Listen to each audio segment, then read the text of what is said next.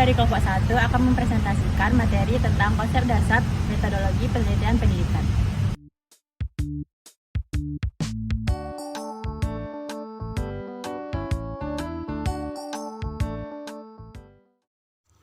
Konsep dari pengertian penelitian merupakan metode penemuan yang dilakukan dengan prosedur yang terukur dengan menggunakan sistematis ilmiah yang jelas dan logis pada teori, hipotesis, dan solusi yang dapat ditemukan untuk pemecahan dalam suatu penemuan masalah. Setelah kita mengetahui konsep dari penelitian dalam bidang penelitian pendidikan, merupakan usaha atau strategi yang sistematis dan rasional yang menggunakan teknik ilmiah untuk mengumpulkan dan mengevaluasi data di bidang pendidikan secara objektif, valid, dan reliable sehingga data yang dikumpulkan dapat dipertanggungjawabkan dan dimanfaatkan untuk memahami proses pendidikan di berbagai lingkungan pendidikan. Dalam penelitian pendidikan, terdapat tujuan dalam penelitian pendidikan. Yang pertama, yaitu memperoleh informasi baru atau data yang masih baru menurut pandangan peneliti. Yang kedua, untuk mengembangkan dan menjelaskan sesuatu melalui teori yang didukung fakta-fakta penunjang yang ada. Peneliti akan dapat sampai pada pemberian pernyataan sementara atau hipotesis penelitian. Yang ketiga, menerangkan, memprediksi, dan mengontrol variabel. Selanjutnya terdapat jenis-jenis dalam penelitian pendidikan. Yang pertama, penelitian deskriptif. Penelitian yang berusaha menggambarkan secara jelas dan sekuensial terhadap penelitian yang telah dilakukan sebelum para peneliti terjun ke lapangan. Yang kedua, penelitian eksperimen. Penelitian yang berusaha mencari pengaruh variabel tertentu terhadap variabel yang lain dalam kondisi yang terkontrol secara ketat. Yang ketiga, penelitian riset atau R&D. Penelitian yang berusaha mengembangkan teknologi sehingga terdapat perubahan. Nah, dalam penelitian pendidikan terdapat proses yang dapat dilakukan dalam penelitian pendidikan. Yang pertama, penelitian kuantitatif yang didasarkan pada paradigma positifisme yang berlandaskan pada asumsi mengenai objek empiris. Berdasarkan asumsi ini, maka penelitian dapat memberikan variabel atau memilih variabel tertentu dari suatu objek penelitian. Yang kedua, penelitian kuantitatif yang bersifat siklus, bukan linear seperti dalam penelitian kuantitatif. Karena sifatnya yang siklus dan tidak linear, maka penelitian dilakukan secara berulang-ulang. Jumlah periode pengulangan akan tergantung pada tingkat kedalaman dan ketelitian dikehendaki. Untuk itu, semakin lama penelitian, maka semakin terfokus pada masalah yang sebenarnya terjadi pada objek penelitian. Sehingga peneliti yang melakukan penelitian pendidikan akan memberikan manfaat, yaitu yang pertama untuk meningkatkan pengetahuan, yang kedua untuk mencari solusi, yang ketiga untuk mengembangkan teknologi, materi, asesmen yang berbeda, yang keempat untuk menguji teori, dan yang terakhir untuk meningkatkan kualitas hidup. Jenis pendekatan dan metode penelitian ilmiah. Jenis pendekatan ilmiah menurut Saunders et al. Pada tahun 2009 dalam Research Method of Business Students-nya menguraikan jenis pendekatan ilmiah yang digunakan dalam penelitian bisnisnya berdasarkan filosofi dan metode penelitian yang memandu seluruh proses penelitian. Pendekatan ini membantu peneliti memilih cara yang tepat untuk memperoleh, mengolah, dan menginterpretasikan data agar hasil penelitiannya valid dan reliable. Nah, jenis pendekatan ini terbagi menjadi 3, yaitu yang pertama, kita masuk ke pendekatan kuantitatif. Pendekatan kuantitatif ini berakar pada paradigma positifisme yang memandang bahwa realitas adalah objektif dan dapat diukur secara empiris. Ciri khas pendekatan ini adalah menggunakan data numerik dan analisis statistik untuk menguji hipotesis yang akan diajukan. Yang kedua, ada pendekatan kualitatif. Apa sih pendekatan kualitatif itu? Pendekatan kualitatif berakar pada paradigma interpretivisme yang menganggap realitas bersifat subjektif dan kontekstual, sehingga fenomena sosial dan perilaku manusia harus dipahami secara mendalam dan holistik. Yang ketiga ada pendekatan campuran. Pendekatan campuran ialah menggabungkan kaidah dan teknik dari pendekatan kuantitatif dan kualitatif untuk mendapatkan gambaran fenomena yang lebih komprehensif. Menurut Saunders et al., pentingnya pendekatan ilmiah yang sistematis menekankan bahwa pendekatan ilmiah bukan hanya sekedar pilihan teknik, tetapi suatu rangkaian keputusan metodologis yang sistematis, logis, dan konsisten dari mulai filosofi, desain, pengumpulan data, hingga analisis dan pelaporan. Nah, hal itu bertujuan agar penelitian memenuhi standar keabsahan dan keandalan, bersifat transparan dan dapat diulang oleh peneliti lain, dan memberikan kontribusi yang berarti bagi pengembangan ilmu pengetahuan bisnis dan manajemen. Metode penelitian merupakan suatu cara ilmiah untuk mendapatkan data yang valid dengan tujuan menemukan, mengembangkan, atau membuktikan suatu pengetahuan tertentu, sehingga dapat digunakan untuk memahami, memecahkan, dan mengantisipasi masalah dalam bidang tertentu. Perbedaan skripsi, tesis, dan disertasi adalah sebagai berikut.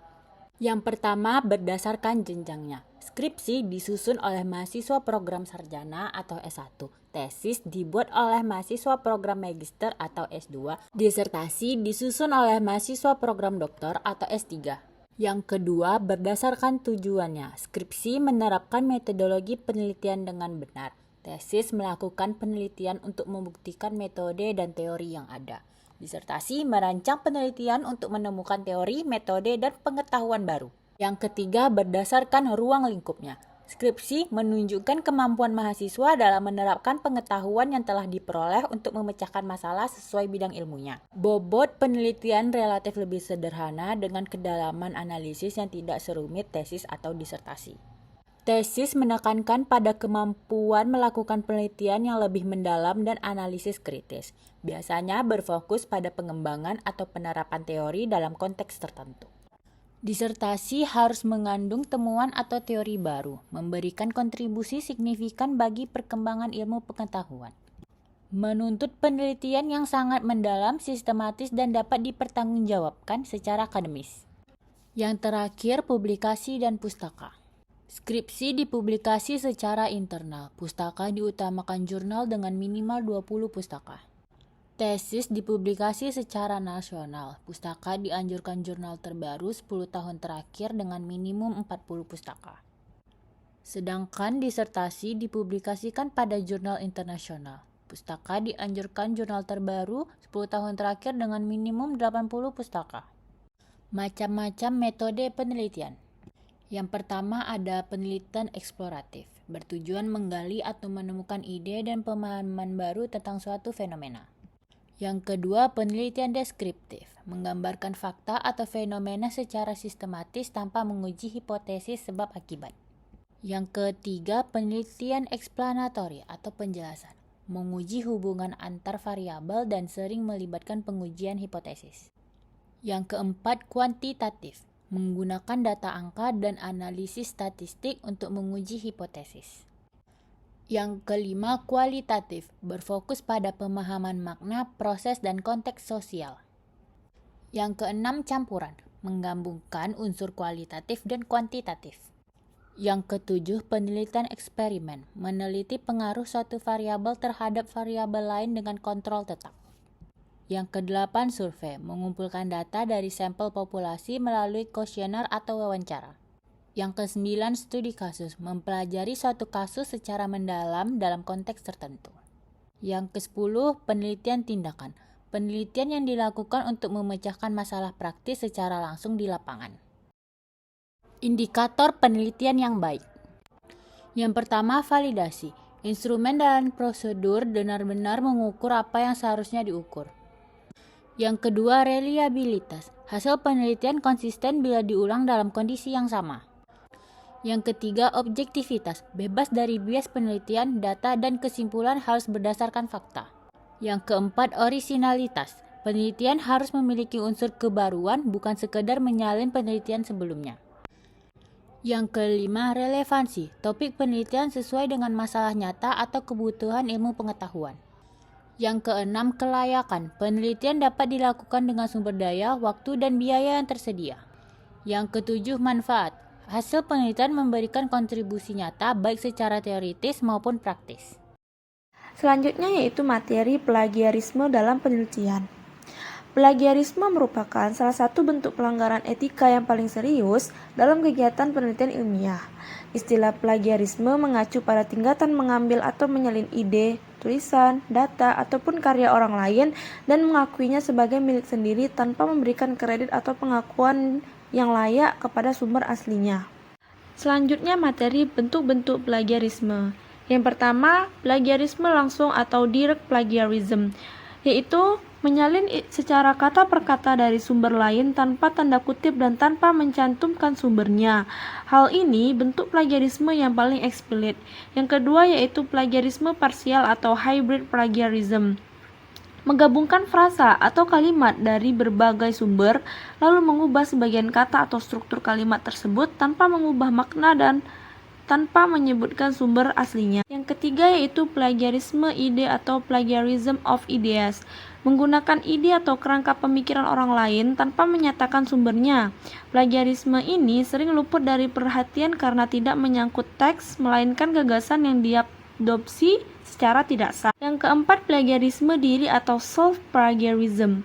Menggunakan kalimat sendiri atau menggunakan kembali tulisan data milik sendiri yang sudah pernah dipublikasikan sebelumnya tanpa menyatakan bahwa itu adalah publikasi ulang. Meskipun dari penulis yang sama, tindakan ini dianggap menyesatkan. Nah, materi selanjutnya yaitu etika penelitian ilmiah. Etika penelitian ilmiah adalah standar perilaku yang harus diikuti oleh peneliti mulai dari perancangan, pengumpulan data, analisis, hingga publikasi hasil. Etika ini mengatur norma sopan santun, norma hukum, dan norma moral agar peneliti tidak merugikan subjek, menghormati martabat manusia, menjaga integritas data, memastikan hasil yang dipublikasikan dapat dipertanggungjawabkan. Selanjutnya, prinsip etika penelitian ilmiah. Yang pertama yaitu kejujuran, objektivitas, integritas, ketelitian, keterbukaan, penghargaan terhadap haki, menjaga kerahasiaan, tanggung jawab sosial, kompetensi dan legalitas, ketelitian dan verifikasi, kompetensi profesional, legalitas, publikasi yang bertanggung jawab. Selanjutnya, etika penelitian terhadap responden, asisten, dan klien. Yang pertama, etika terhadap responden. Peneliti menjelaskan tujuan penelitian secara terbuka, melindungi data fisik dan mental responden, menghormati hak menolak, serta menjaga kerahasiaan data. Yang kedua, etika terhadap asisten peneliti. Asisten dilatih sesuai prosedur, bersikap etis, dan tidak memanipulasi data. Yang ketiga yaitu etika terhadap klien. Hasil penelitian disajikan objektif, transparan, sistematis, dan dapat dipertanggungjawabkan dengan penjelasan ilmiah jika ada perbedaan pendapat. Selanjutnya, pelanggaran etika penelitian, yaitu yang pertama ada fabrikasi, yaitu peneliti mengarang data atau hasil analisis yang tidak pernah dilakukan. Yang kedua ada falsifikasi, yaitu penelitian mengubah data secara sengaja agar sesuai dengan keinginan atau hipotesis. Yang terakhir ada plagiarisme, yaitu mengubah karya, ide, atau tulisan orang lain tanpa menyebutkan sumbernya. Selanjutnya, langkah-langkah pencegahan pelanggaran etika penelitian ilmiah. Yang pertama, perencanaan penelitian yang etis. Menyusun desain penelitian yang mempertimbangkan norma moral, hukum, dan sopan santun. Menentukan metode pengumpulan data yang tidak merugikan subjek yang sesuai prosedur ilmiah. Memastikan telah ada persetujuan sadar dari responden sebelum penelitian dimulai. Yang kedua, pelaksanaan penelitian yang berintegritas. Pengumpulan data secara jujur, teliti, objektivitas, menjaga kerahasiaan data responden, serta menghindari pemalsuan atau memanipulasi data, mengawasi asisten penelitian agar tidak terjadi pelanggaran di lapangan. Yang ketiga, pelaporan dan publikasi yang akuntabel, menyajikan hasil penelitian secara transparan, lengkap, dan dapat dipertanggungjawabkan, mencantumkan sumber kutipan dan kontribusi pihak lain untuk menghindari plagiarisme, menghindari publikasi ganda dan konflik kepentingan yang dapat mempengaruhi objektivitas.